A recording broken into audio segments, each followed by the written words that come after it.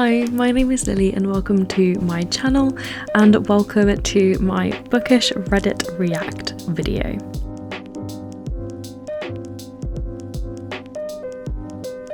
So in this video I'm going to be reading through some bookish Am I the Arsehole stories and reacting to them with you. So let me know your thoughts on the stories down in the comments below, whether you agree or disagree with anything I said or the people said, and let's get going.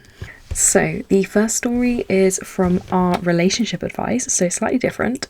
My 29 male girlfriend, 25 female, loves reading books by a guy my ex-girlfriend cheated with. So I live in a city in Europe sharing a flat with my girlfriend, who I've been with for 2.5 years. My girlfriend is a keen reader, as am I, and we're involved with circles who are also bookish and work in publishing, journalism and academia.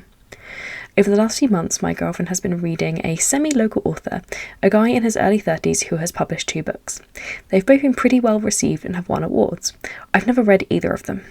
I met the author at a party 4 years ago when his first novel was being released. I wasn't very impressed with him. He seemed hungry for attention and not very serious, and was basically flirting with everybody. I'm not just saying that because of what happened either. A while after this party, I found out my ex-girlfriend had been sleeping with him. She was a sweetheart of mine from school and talked about marriage and a future together frequently. We had been together 7 years in total and took each other's virginity. I thought she was the love of my life, so naturally this completely shattered me. She begged me to forgive her, but I couldn't, and we parted ways. She didn't carry a relationship on with the author from what I hear. I was majorly depressed and suicidal, but dug my way out of it and fell in love with my current girlfriend, who is a high school English teacher. I feel happier with her than ever. Cut to now. This guy's second book came out a while ago, and one day I found my current girlfriend reading it. I asked her about it, and she was gushing about how incredible and well written it was. Obviously I didn't like that, but I didn't want to say what had happened and reason she wasn't doing anything wrong, so I dropped it. After that, she read his first book and has since reread both. She recommends his books to everyone and gets them as gifts. She goes on about how she loves the guy's writing, how it feels like he's speaking directly to her, and how the author must have such a deep heart and think so deeply about the human condition and all this stuff. Every compliment to him is a dagger in my heart. A book to me is something very personal. Someone has poured themselves into creating something. For her to love his ideas is like her loving a part of him, and I can't stand it. I am anxious and have had panic attacks. Worse still, he is doing a book signing soon and she wants to go. How do I approach this? Do I make peace with it? Do I ask her to stop reading him? If she does, I'll always know her real feelings. Do I ask her not to go to the book signing, or do I let her go alone? I have no idea how to handle this. This is an interesting one. I feel like he is reading a little bit too much into this, where he is saying that if she likes his books, she must like him as a person, and how even if she stops reading the books, it still says something about her. I disagree. I feel like the way people write can be very different to the way that they are in real life. I think as much as there are times that authors put their own beliefs and views into books, they don't always, and there's going to be books out there, like there's plenty of thrillers out there with really horrible main characters and horrible themes, and you know the author doesn't support it, it is a thriller. I think saying that her liking his books and talking about them as she does, it says something about her is unfair, but I do think that he needs to talk about this with her and talk about boundaries around this. Maybe a way they could move forward is that while she continues to read and enjoy this author's books, she doesn't talk about him or the books around the OP. But ultimately I feel like he is making this a bigger deal than it should be. And as much as, yes, this guy facilitated his girlfriend cheating on him or his ex-girlfriend cheating on him, that doesn't make this person inherently a horrible person. They could still have these wonderful things about them that his girlfriend sees through his writing. So I think it's a case of like, she is doing something that is hurting him, she should know about it, because obviously she has no idea right now, and I think the best approach to it would be that they try to have some distance and some boundaries between them about this author and his books, and maybe discourage her from going to a signing if that makes you uncomfortable. I could support that. Okay, next one sounds kind of juicy, and it is from Am I the Arsehole? And so it is, am I the arsehole for wanting to remove someone from my book club without warning? For context, I run a small book club on Meetup. So if you don't know what Meetup is, that is a website that you can find meetups for various interests and other work-related things as well. But also these things can be virtual, or they could be meetups for your local area. Okay, so we had a meeting today with a few people and it was going pretty well until a fifth guy, we will call him Abe, strolled in. Abe hadn't even read the book and he felt the need to go on lengthy monologue-y rants about unrelated topics while we all awkwardly sat around and nodded. I politely interjected and tried to get things back on track, but to no avail. He really shut down a conversation we were originally enjoying. I don't have the patience to deal with this kind of person in my club at all. I don't feel like talking to him and giving him a second chance. He seems far too old / set in his ways to care what I would have to say about his conduct. Would it be wrong for me to just block him from the group without an explanation? So, I'm going to give my response before I read you the edit, because I read the edit briefly. My reaction to this, I've had similar things happen. I used to run the Creative Writing Society for my university when I was a student, and we had people like this who would regularly derail the conversation, say inappropriate things, and make others generally feel kind of unwelcome in the society. And so our approach was always to pull that person aside and to discuss boundaries and expectations with the group. And essentially, if they did not follow that, they would eventually be removed. But we always try to give them a couple of chances to discuss expectations, discuss things that have been raised by other members and their reactions to it. I think just outright banning someone straight away is never a good way to go, because that's just going to get someone's hackles up. Chances are he might try and create a new account so he can come along anyway and lambast you in person. So yeah, I think the best approach is to talk to them first, and then if their behaviour continues, then you can remove them. And the edit seems to be that they went for this approach. They said, "Thank you for the feedback. I just shot him a DM outlining expectations for future meetings and published a basic set of rules that I can point to. We'll go ahead and block him if he does this again though." I agree that is the best approach, and also having a set of basic rules for everybody is really useful in case this comes up again. Okay, so next story sounds very interesting. Am I the arsehole for spoiling a book my sister had already read? I was reading a book that my sister and I had owned for a long time but never really saw the appeal of until a couple of days ago when I started reading it for the first time. My sister, on the other hand, had read the book once before already. One day I'm talking to her about something unrelated and I remark about how the main character dies at the end, and she immediately blows up at me that I just spoilt the book for her and I should just stop telling her about books I'm reading because I'm always spoiling them. I am so confused about this and asked her why she has such a problem with me telling her the ending if she'd read it before, and she replied that she'd read it a long time ago and forgotten about most of the story, including the ending, and was planning to read it again. She then proceeds to not talk to me for the rest of the day. So am I the arsehole? I didn't know she wanted to read it again. This is just ridiculous. I mean, I get the feeling, I wonder if she lied about having read it and she blew up because she told him she'd read it when she hadn't, and that's why she was then like shocked that he said about the ending and she had to cover up and say, "Oh, well, I've forgotten it." But if she is genuinely complaining because she's forgotten the ending, like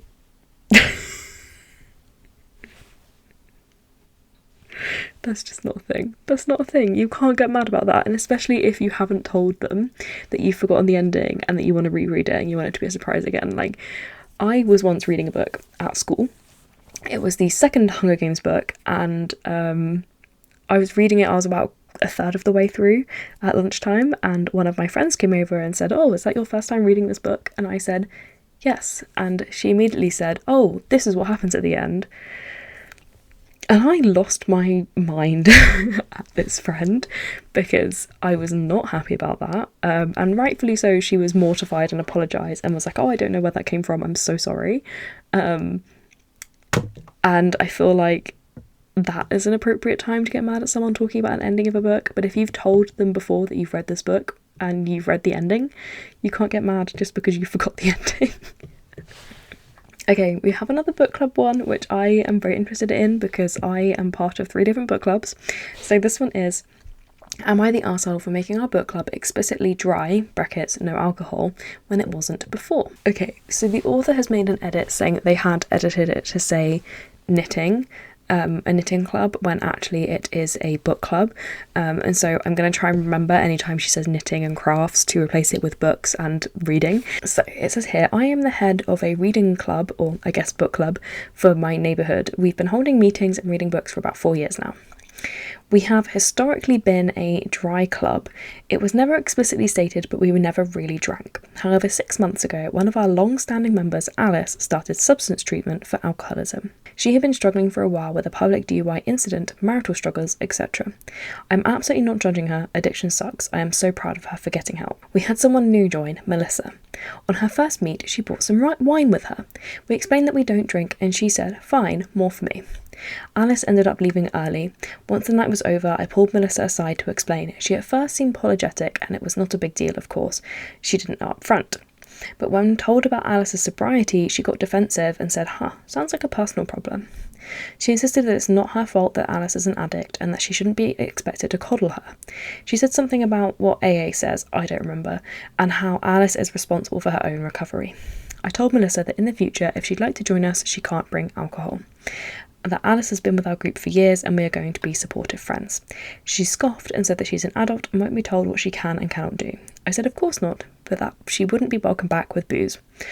She didn't really like that. She called us out on the neighbourhood group saying that we're trying to control grown adults. She made a big deal about how I embarrassed her in front of everyone and made her feel like an alien for wanting to just unwind with a bottle of vino. Mind you, I specifically pulled her aside into another room. Our other members are on board with my decision and try to stick up for us. Others not so much. A woman at a kid pickup stopped me to tell me that she thinks it's pathetic that we're supporting an addict versus an upstanding mother. She made comments about things Alice had done during her binges. I am really conflicted about this. Am I really in the wrong here? So I can understand where Melissa is coming from in some aspects. I know plenty of people who are part of book clubs where they really do drink more wine than they do talk about books and read books. So I can understand why she showed up to the first one with the wine and didn't think there'd be an issue, because I think that's quite a common thing that people do at book clubs. However, you kind of have to accept that if you are told it is a dry book club, that it is something you need to respect. I just don't understand where people get the audacity to show up to a new club that has been going on for a long time and just be like, your rules don't apply to me. I'm new and I'm gonna do what I want.